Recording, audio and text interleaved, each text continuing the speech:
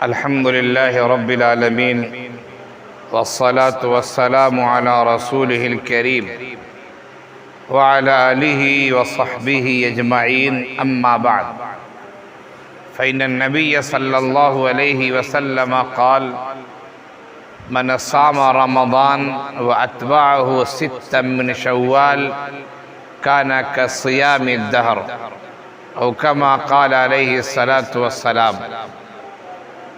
میرے عزیز طلبہ اور دینی بھائیوں، اللہ تعالیٰ کا فضل ہے، کرم ہے، احسان ہے کہ اس نے رمضان المبارک جیسا عظیم مہینہ ہمیں عنایت فرمایا، اور اسی کے فضل سے، کرم سے، احسان سے ہمیں اور آپ کو روزہ رکھنے کی توفیق ملی، نیک اعمال کی توفیق ملی، اور ہم لوگوں سے جو ہو سکا محض اللہ کی توفیق اور اس کے فضل سے ہمیں کام کرنے کی سعادت نصیب ہوئی۔ رمضان کا مہینہ مکمل ہو چکا ہے، ہم اور آپ رمضان کے بعد شوال کے مہینے میں داخل ہو چکے ہیں۔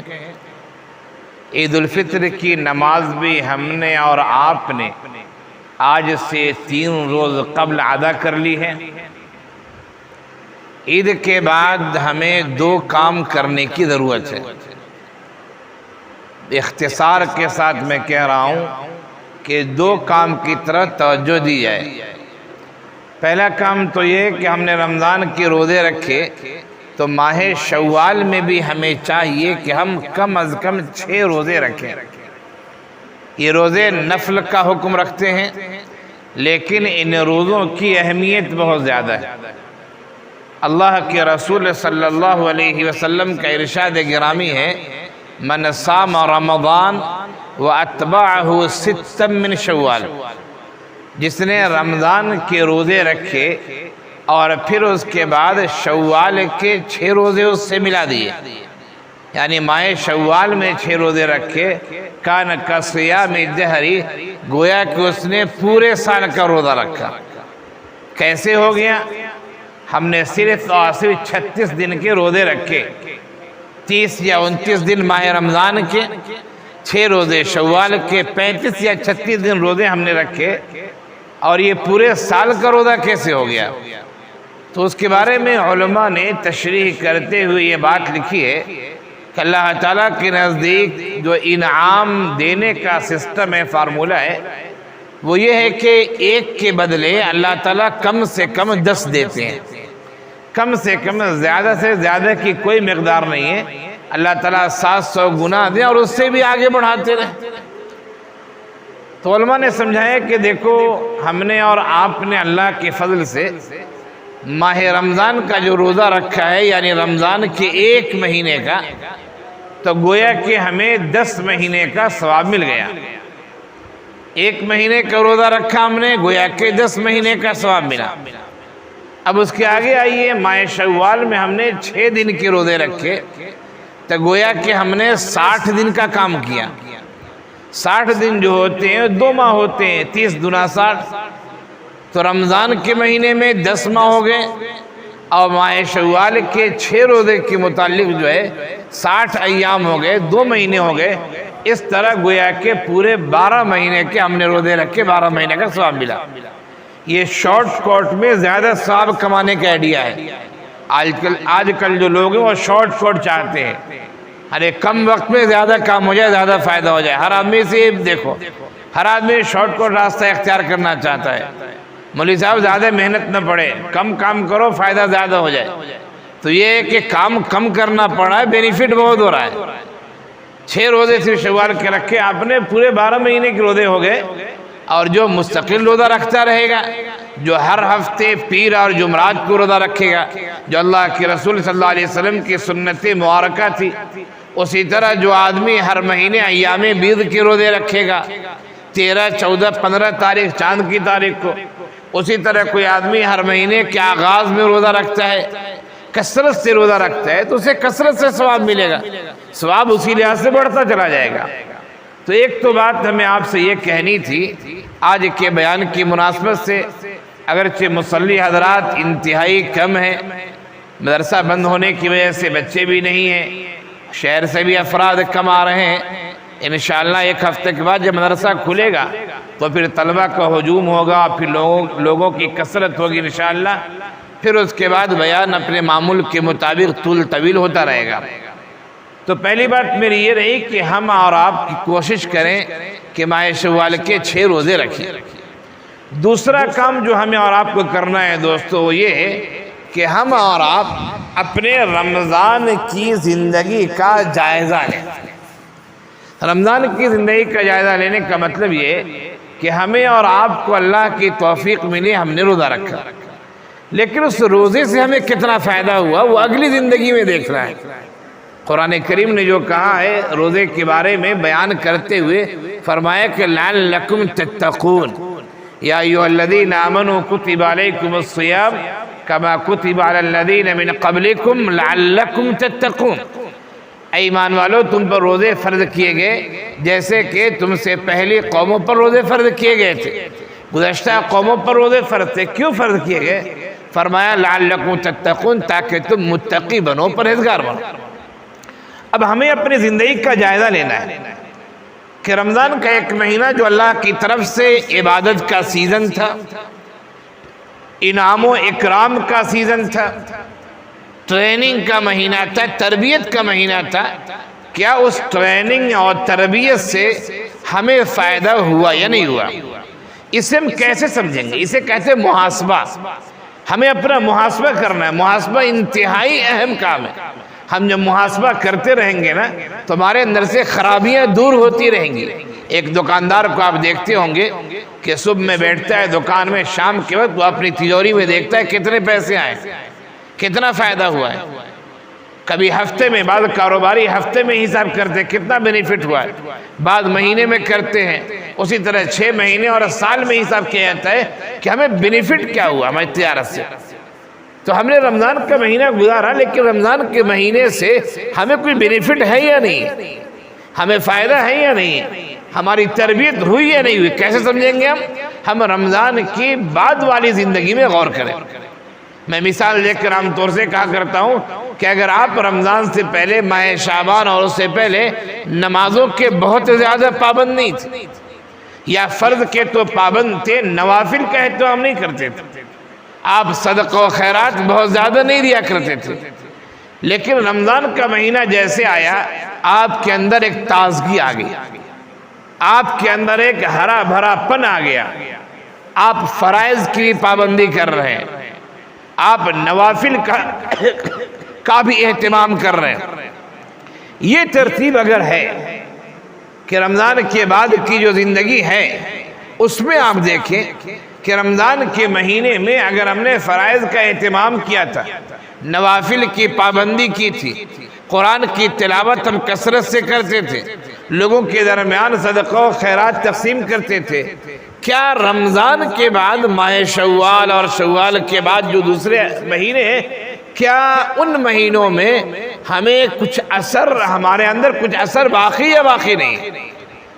تو ہماری مسجدیں دیکھیے، مسلم محلوں کی مسجدیں دیکھ لیجیے، رمضان میں بھری رہتی ہے، اور خاص طور سے مغرب کی نماز میں تو بھری رہتی ہے۔ اب ہمیں دیکھنا ہے کہ کیا رمضان کے بعد ہماری مسجدیں ویران ہو گئی یا بھری ہوئی ہیں؟ رمضان میں جس طرح لوگ رات کے حصوں میں تلاوت کثرت سے کرتے تھے، دن میں کرتے تھے، تو کیا رمضان کے بعد بھی اس طرح کا کچھ ماحول باقی ہے یا باقی نہیں؟ اگر کچھ ماحول باقی ہے اور جو لوگ ان چیزوں کا اہتمام کر رہے ہیں، اس کا مطلب یہ ہے کہ روزے سے ان کو فائدہ ہوا ہے۔ لیکن نہیں، رمضان سے پہلے بے نمازی تھے، رمضان کے مہینے میں نمازوں کے پابند ہو گئے، اور پھر جیسے ہم نے عید کی نماز پڑھ لی، پھر اس کے بعد ہم اسی طرح ہو گئے جس طرح شعبان میں تھے، رمضان سے پہلے تھے، نماز نہیں پڑھتے تھے، پھر نہیں پڑھ رہے۔ جس طرح رمضان سے پہلے ہم جھوٹ بولتے تھے، رمضان میں ہم نے سچ بولنا شروع کیا تھا، رمضان کے بعد پھر ہم نے جھوٹ بولنا شروع کر دیا۔ ہم کاروباری حضرات ہیں، اپنے کسٹمر کو، اپنے گاہکوں کو رمضان میں ہم اچھی طرح پیش آ رہے تھے، رمضان کے بعد پھر ہمارا وہی رویہ ہو گیا جو ہمارا شروع میں یعنی شعبان اور شعبان سے پہلے تھا کہ ہم ترشروئی سے پیش آتے تھے، بے وفائی کرتے تھے، جھوٹ بولا کرتے تھے۔ اگر یہی طریقہ ہمارا ہو گیا تو میرے دوستو اس کا مطلب یہ ہے کہ رمضان سے ہمیں فائدہ نہیں ہوا، تقوی نہیں آیا ہمارے اندر۔ تقوی اور طہارت ہمارے اندر آنا یہ انتہائی ضروری ہے، یہی رمضان کی روح ہے، اس روح کو سمجھنے کی ضرورت ہے۔ رمضان سے پہلے آپ کہا جائے کہ آپ امانت دار نہیں تھے، آپ خیانت کیا کرتے تھے مختلف معاملات میں، مختلف حقوق میں، لیکن رمضان میں آپ نے خیانت سے توبہ کر لی اور رمضان میں آپ پاک و صاف ہو گئے۔ اب دیکھا جائے گا رمضان کے بعد بھی آپ کی کیا پوزیشن ہے، کیا پھر آپ نے خیانت شروع کر دی ہے، یا آپ نے رمضان میں جو توبہ کیا تھا اس توبے کا اثر ہے اور آپ امانت دار ہیں، تو اس کا مطلب ہے کہ ماہ رمضان سے آپ کو فائدہ ہوا ہے۔ اور ماہ رمضان اللہ نے جو نعمت کے طور پر، اللہ نے تربیت اور ٹریننگ کے طور پر جو مہینہ دیا تھا، گویا کہ اس مہینے نے ہمیں فائدہ پہنچایا ہے، تو ہمیں اپنی زندگی کا جائزہ لیتے رہنا چاہیے۔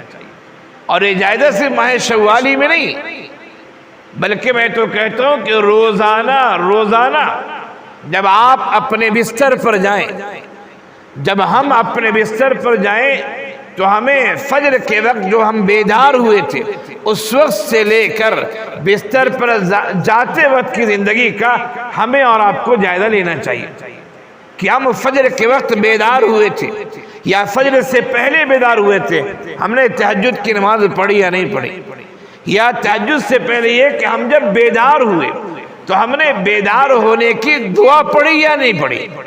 اللہ کے رسول صلی اللہ علیہ وسلم نے سونے کی دعا بھی سکھائی ہے، بیدار ہونے کی بھی دعا سکھائی ہے۔ تو ہم جب بیدار ہوئے تو دعا ہم نے پڑھی یا نہیں پڑھی، پھر اس کے بعد ہم نے مسواک کیا یا نہیں کیا، پھر اس کے بعد صبح صادق میں وقت باقی تھا تو کیا ہم نے تہجد کی نماز پڑھی یا نہیں پڑھی، اسی طرح ہم نے فجر کی سنت پڑھی یا نہیں پڑھی، ہم نے فجر کی نماز جماعت کے ساتھ کہ ہماری تکبیر اولیٰ فوت نہ ہو، ہم نے تکبیر اولیٰ کا اہتمام کیا نہ کیا۔ پھر فجر کی نماز پڑھنے کے بعد ہم نے صبح کی جو دعائیں ہیں وہ پڑھی یا نہیں پڑھی، پھر اس کے بعد ہم نے تلاوت کیا نہیں کی، پھر اس کے بعد ہمارے جو مشاغل ہیں، کاروبار ہے، ڈیوٹی ہے، ہم اس میں لگ گئے، پھر ظہر کا وقت آئے تو ہم نے نماز پڑھی یا نہیں پڑھی۔ اور ظہر سے پہلے جو ہم ڈیوٹی کر رہے تھے کیا ہم نے ڈیوٹی میں امانت داری کا ثبوت دیا نہیں دیا؟ ایسا تو نہیں کہ ہمیں 4 گھنٹے کام کرنا تھا، ہم نے 3 گھنٹے کام کیے اور 1 گھنٹے موبائل فون پر گفتگو کرتے ہوئے گزار دیا ہم نے اور بہانہ کر دیا کچھ نہ کچھ، کیا ایسا تو نہیں ہے؟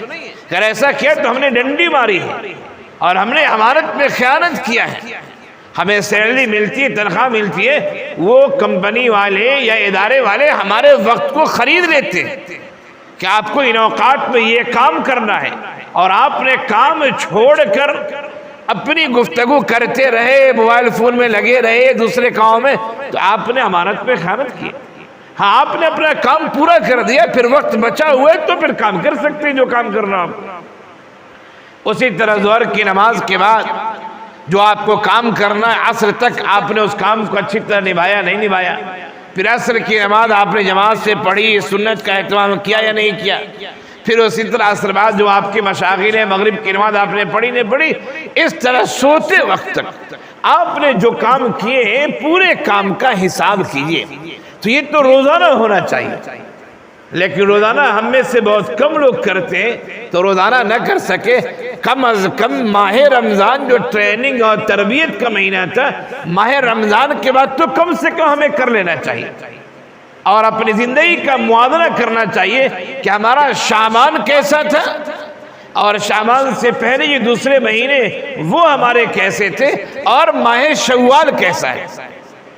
اگر شعبان کے مہینے اور شوال کے مہینے میں فرق آ رہا ہے تو ہم سمجھے کہ ہاں رمضان کے مہینے سے ہمیں فائدہ ہوا ہے اور ہماری زندگی میں تھوڑا انقلاب آیا۔ تو یہ 2 باتیں میں نے آپ کے سامنے کہی، ایک تو ہم اپنی زندگی کا محاسبہ کریں کہ ہماری زندگی میں اچھائی آئی ہے یا نہیں آئی، اچھائی آئی ہے تو خدا کا شکر ادا کریں، اچھائی نہ آئی ہے تو اس کا مطلب ہے کہ رمضان کا جیسا ادب احترام ذکر و اذکار اور عاد و وظائف جیسا ہمیں کرنا چاہیے ہم نے ویسا نہیں کیا، لیکن زندگی کے لمحات ختم نہیں ہوئے، ہم پھر کوشش کریں اللہ کے سامنے روئیں، اللہ تعالی ہماری زندگی میں انقلاب لے آئے گا۔ اور دوسرا کام ہم نے یہ بتایا کہ ماہ شوال میں 6 روزے رکھے جائیں، یا لگاتار رکھ لیں آپ، یا گیپنگ کر کے رکھیں اپنی سہولت کے لحاظ سے، لیکن شوال کے مہینے کے ختم ہونے سے پہلے 6 روزے رکھ لیں۔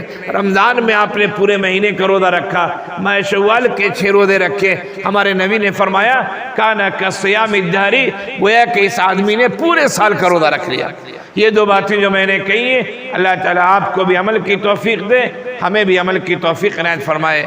وآخر دعوانا ان الحمدللہ رب العالمین۔